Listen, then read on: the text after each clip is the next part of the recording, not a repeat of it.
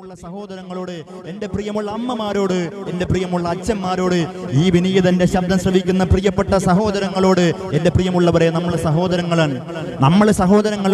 നമ്മൾ എങ്ങനെയാണ് സഹോദരങ്ങളാണ് എന്ന് ചോദിച്ചാൽ, ഇന്ത്യ എന്ന് പറയുന്ന മഹത്തരമായ രാജ്യം ജന്മം കൊടുത്തവരാണ്. ഈ രാജ്യത്തുള്ള സകലമായ ഹൈന്ദവരായ സഹോദരങ്ങളും ഈ രാജ്യത്തിന്റെ മക്കളാണ്. തന്റെ പ്രിയപ്പെട്ട മക്കളെ നൊന്ത് പ്രസവിച്ച് വളർത്തി വലുതാക്കി കൊണ്ടുവരുമ്പോൾ അങ്ങ് മക്കയിൽ നിന്ന് കൊണ്ടുവന്ന മുസൽമാനും വത്തിക്കാനിൽ നിന്ന് കൊണ്ടുവന്ന ക്രൈസ്തവനെയും തന്റെ പ്രിയപ്പെട്ട താൻ നൊന്ത് പ്രസവിച്ച മക്കളെ ഹൃദയത്തോടും മാറോടും ചേർത്ത് വെച്ചുകൊണ്ട് വളർത്തിയ പ്രിയപ്പെട്ട ഈ രാജ്യം എന്ന് പറയുന്ന മാതാവിന്റെ ഇടതും വലതും ചേർത്ത് വെച്ചുകൊണ്ട് മുസൽമാനെയും ഹൈന്ദവരെയും ക്രൈസ്തവരെയും സിഖ് മതക്കാരെയും എല്ലാവരെയും ഒരുമയോടുകൂടി ചേർത്ത് വെച്ചുകൊണ്ട് വളർത്തിക്കൊണ്ടുവന്ന നമ്മുടെ മാതാവാണ് ഇന്ത്യ എന്ന് പറയുന്ന മഹത്തരമായ രാജ്യം. ഇന്ത്യ എന്ന് പറയുന്ന മഹത്തരമായ രാജ്യത്തിന്റെ മക്കളാണ് നമ്മൾ. അപ്പൊ നമ്മൾ ആരാണ്? നമ്മൾ സഹോദരങ്ങളാണ്. അതുകൊണ്ട് നമുക്ക് എല്ലാം മറക്കാം. സ്നേഹത്തോടെയും ഐക്യത്തോടെയും രമ്യതയോടെയും രഞ്ജിപ്പോടെയും ഐക്യമായിട്ട് ജീവിക്കുന്ന ഒരു ജീവിതം ഉണ്ടായിരുന്നു നമ്മുടെ പഴയകാല സമൂഹത്തിന്. ആ രാജ്യത്തിലേക്ക്, ആ രീതിയിലേക്ക്, ആ സ്വഭാവത്തിന്റെ സംസ്കാരത്തിലേക്ക് നമുക്ക് മടങ്ങാം. എന്റെ പ്രിയമുള്ളവരെ, നാഗസാക്കിയിൽ ആയിരക്കണക്കിനോളം നിരാരംഭരായ, നിദ്രാവിഹീനരായ, നിർദ്ധരായ പാവപ്പെട്ട ജനങ്ങളെ നിഷ്ഠൂരമായി കൊലപ്പെടുത്തി അവസാനം തന്റെ പ്രിയപ്പെട്ട മാതാവിന്റെ ചേതനയറ്റ് കിടക്കുന്ന ശരീരം കണ്ടിട്ട് താൻ നൊന്ത് പ്രസവിച്ച് തന്റെ പ്രിയപ്പെട്ട മക്കളുടെ വല്ലാത്ത മൃഗീയമായി കിടക്കുന്ന തന്റെ പ്രിയപ്പെട്ട മക്കളുടെ ശരീരം കണ്ടിട്ട് തന്റെ പ്രിയപ്പെട്ട മാതാവിന്റെയും പിതാവിന്റെയും കൂടപ്പിറപ്പിന്റെയും പച്ചമാംസങ്ങൾ ചേതനയറ്റ് കിടക്കുമ്പോൾ തന്റെ ഹൃദയത്തിന്റെ നൊമ്പരത്തിന്റെ വേദനയുടെ ദുഃഖത്തിന്റെ വൈക്ലഭ്യത്തിന്റെ മനോവേദനയുടെ തകർച്ചയുടെ നടുവിൽ അവസാനം ലോക പ്രശസ്തനായ സയന്റിസ്റ്റ് ആൽബർട്ട് ഐൻസ്റ്റീന്റെ അടുക്കിലേക്ക് ജനങ്ങൾ ചെന്നുവന്ന് ആൽബർട്ട് ഐൻസ്റ്റീനോട് പോയി പറഞ്ഞു, ഞങ്ങളുടെ പ്രിയപ്പെട്ട സഹോദരങ്ങൾ മരണപ്പെട്ടു പോയോ.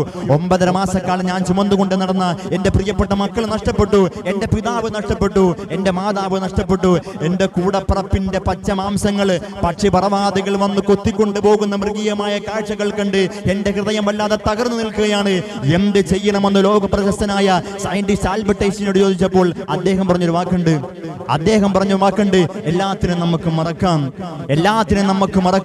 എല്ലാത്തിനെയും മറന്നിട്ട് മനുഷ്യത്വമുള്ള മനുഷ്യന് പിറന്ന മനുഷ്യനായി നമുക്ക് എല്ലാം മറന്നുകൊണ്ട് മനുഷ്യനെ പോലെ ജീവിക്കാവുന്ന ലോകത്തോട് തന്റെ സ്നേഹത്തിന്റെ, ഹൃദയത്തിന്റെ, സന്തോഷത്തിന്റെ, സന്ദേശത്തിന്റെ സമ്മാനം നൽകിയ ആൽബർട്ട് ഐൻസ്റ്റീന്റെ വാക്കാണ്. അതുകൊണ്ട് എന്റെ പ്രിയമുള്ള സഹോദരങ്ങളോട് നമുക്ക് സ്നേഹത്തോടു കൂടി കഴിയാം, ഐക്യത്തോടു കൂടി കഴിയാം. ഒരു ജാതിയുടെയും മതത്തിന്റെയും വർഗത്തിന്റെയും വർണ്ണത്തിന്റെയും പേര് പറഞ്ഞുകൊണ്ട് പരസ്പരം അങ്ങുമെങ്ങും തല്ലേണ്ടവരല്ല. നമ്മൾ നശ്വരമായ ഈ ഭൂമിയിൽ നശ്വരമായ ജീവിതം മാത്രം കഴിച്ചു കൂട്ടുന്നവരാണ്. നശ്വരമായ ഭൂമിയിൽ നശ്വരമായ ജീവിതം മാത്രം, നൈമിഷികമായ ജീവിതം മാത്രം കഴിച്ചു കൂട്ടുവാൻ വേണ്ടി വന്നവരാണ്. നമുക്ക് എല്ലാവർക്കും സ്നേഹത്തോടു കൂടി കഴിയാം.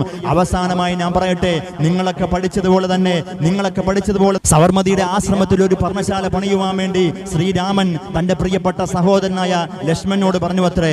ലക്ഷ്മണൻ കാണാൻ നല്ല ഭംഗിയുള്ള, അതിലേറെ അഴകുള്ള, അതിലേറെ സൗകുമാരതയുള്ള, വല്ലാത്ത അഴകിന്റെ ആന്തോളനങ്ങളിലേക്ക് വല്ലാത്ത നാനാന്തരമായ കാഴ്ചകൾ സൃഷ്ടിച്ചുകൊണ്ട് ഒരു പർണശാല ലക്ഷ്മണൻ പണിതു.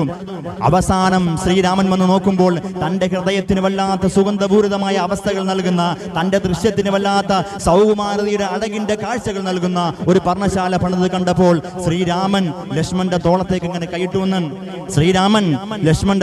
ഇങ്ങനെ കൈയിട്ടിട്ട് തന്റെ ഹൃദയത്തോട് ചേർത്ത് വെച്ചുകൊണ്ട് പ്രിയപ്പെട്ട സഹോദരനോട് ചോദിച്ചു, ശ്രീരാമൻ മോനെ, നിനക്ക് എന്താ വേണ്ടത്?